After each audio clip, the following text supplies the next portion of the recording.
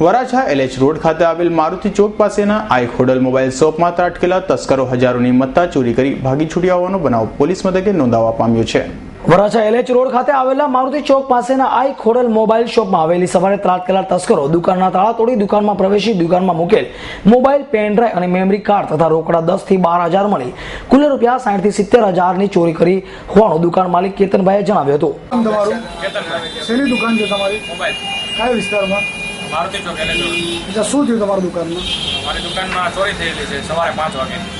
બરાબર, કેટલી શેની ચોરી થઈ છે? અને મોબાઈલની અંદર મેમરી કાર્ડ અને પેન ડ્રાઈવ જે વસ્તુ આવે એ વસ્તુની ચોરી થયેલી છે। આશરે કેટલાનો ચોરી થઈ છે? 60 થી 70 હજાર અને 10 થી 12 હજાર રૂપિયા રોકડ। તમને ક્યારે જાણ થઈ?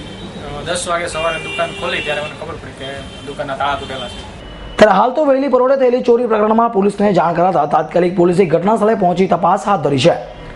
Bureau report S9 news, Surat.